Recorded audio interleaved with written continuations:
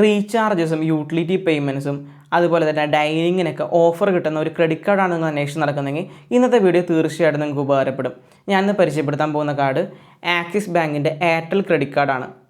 ഈ credit card വഴി നമ്മൾ പർച്ചേസ് ചെയ്യുക അല്ലെങ്കിൽ നമ്മൾ യൂട്ടിലിറ്റി പേയ്മെൻറ്റ്സ് ഒക്കെ അടയ്ക്കുമ്പോൾ ക്യാഷ് ബാക്ക് നമുക്ക് കിട്ടുന്നുണ്ട്. നമുക്കതൊക്കെ ഡീറ്റെയിൽ ആയിട്ട് നോക്കാം. ആദ്യമേ തന്നെ നമ്മൾ നോക്കിക്കഴിഞ്ഞാൽ എയർടെൽ താങ്ക്സ് ആപ്പ് വഴി നമ്മൾ എയർടെൽ റീചാർജസ്, എയർടെൽ പ്രീപെയ്ഡ് അല്ലെങ്കിൽ പോസ്റ്റ് പെയ്ഡ് സിമ്മിൻ്റെ റീചാർജ് ചെയ്ത് കഴിഞ്ഞാൽ 25% ഓഫാണ് നമുക്ക് കിട്ടുന്നത്.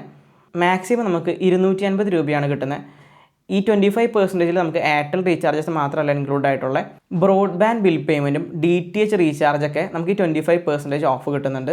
പെർ മന്ത് നമുക്ക് 250 രൂപയാണ് ക്യാപ്പ് വരുന്നത്. യൂട്ടിലിറ്റി പേയ്മെൻറ്റ്സിന് 10% ഓഫാണ് നമുക്ക് കിട്ടുന്നത്. ബട്ട് ഒരു കണ്ടീഷൻ ഉണ്ട്, എയർടെൽ താങ്ക്സ് ആപ്പ് വഴി തന്നെയായിരിക്കണം ബിൽ പേയ്മെൻറ്റ് ചെയ്യാൻ. ഇലക്ട്രിസിറ്റി പേയ്മെൻറ്റിനും അതുപോലെ ഗ്യാസ് ബുക്കിങ്ങിനൊക്കെ നമുക്ക് 10% ഓഫാണ് കിട്ടുന്നത്. മാക്സിമം 250 രൂപയാണ് പെർ മന്ത് നമുക്ക് കിട്ടുന്നത്. സ്വിഗ്ഗി, സൊമാറ്റോ, ബിഗ് ബാസ്ക്കറ്റ് ഒക്കെ യൂസ് ചെയ്യുന്ന ആൾക്കാരാണെങ്കിൽ 10% ഓഫാണ് ഈ കാർഡ് വഴി നമ്മൾ ഫുഡൊക്കെ ഓർഡർ ചെയ്ത് കഴിഞ്ഞാൽ കിട്ടാൻ പോകുന്നത്. മാക്സിമം നമുക്ക് 500 രൂപയാണ് പെർ മന്ത് ഇതിൽ ലിമിറ്റായിട്ടുള്ളത്. അങ്ങനെ ടോട്ടൽ നമുക്ക് 1000 രൂപയുടെ ക്യാഷ് ബാക്ക് ആണ് ഇങ്ങനത്തെ എല്ലാ കാറ്റഗറീസും നോക്കിക്കഴിഞ്ഞാൽ നമുക്ക് കിട്ടുന്നത്. ഇത് മാത്രമല്ല ഫ്യുവൽ സർചാർജ് വേവറും കൂടി ഇതിൽ വരുന്നുണ്ട്. 1% ആണ് സർചാർജ് വേവർ. മാക്സിമം നമുക്ക് 500 രൂപയാണ് cash back per month allowed ആയിട്ടുള്ളത്. അതുപോലെ തന്നെ മിനിമം 400 രൂപ തൊട്ട് 4000 രൂപ വരെയുള്ള ട്രാൻസാക്ഷനാണ് ഈ ഫ്യുവൽ സർചാർജ് വേവർ നമുക്ക് അപ്ലിക്കബിൾ ആയിട്ടുള്ളത്. ഈ കാർഡിൽ 4 ലോഞ്ച് ആക്സസ് ആണ് നമുക്ക് വരുന്നത്. ഡൊമസ്റ്റിക് നമുക്ക് 4 ലോഞ്ച് ആക്സസ് പ്രൊവൈഡ് ചെയ്യുന്നുണ്ട്. ബട്ട് ഒരു കണ്ടീഷൻ ഉണ്ട്, പ്രീവിയസ് 3 മന്തിൽ നമ്മൾ 50,000 മേലെ യൂസ് ചെയ്തിട്ടുണ്ടെങ്കിൽ മാത്രമാണ് നമുക്ക് ഈ ഡൊമസ്റ്റിക് ലോഞ്ച് ആക്സസ് ചെയ്യാനായിട്ട് പറ്റുള്ളൂ. ആക്സിസ് ബാങ്കിൻ്റെ ഡൈനിങ് ഡിലൈറ്റ് പ്രോഗ്രാം വഴി നമ്മൾ സെലക്റ്റഡ് ആയിട്ടുള്ള റെസ്റ്റോറൻറ്റിൽ പോയിട്ട് ആപ്ലിക്കേഷൻ ത്രൂ ബുക്ക് ചെയ്യുകയാണെങ്കിൽ 20% ഓഫ് നമുക്ക് പ്രൊവൈഡ് ചെയ്യുന്നുണ്ട്. നമുക്കിനി ഇതിൻ്റെ ജോയിനിങ് ഫീ ആൻഡ് ആനുവൽ ഫീ നോക്കാം. ജോയിനിങ് ഫീസായിട്ട് വരുന്നത് 500 രൂപ പ്ലസ് GST ആണ്. ഈ ജോയിനിങ് ഫീ നമ്മൾ ഫസ്റ്റ് തന്നെ കാർഡ് വരുമ്പോൾ തന്നെ നമ്മുടെ കാർഡിൽ നിന്ന് ലിമിറ്റിൽ നിന്ന് വലിച്ചിട്ടുണ്ടാവും.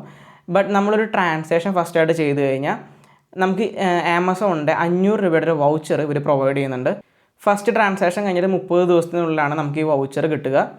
അതുപോലെ തന്നെ ആനുവൽ ഫീസ് വരുന്നത് 500 രൂപ പ്ലസ് GST ആണ്. നമുക്കിത് വെയ്വ് ഓഫ് ചെയ്യാനായിട്ടുള്ള ഓപ്ഷൻ വരുന്നുണ്ട്.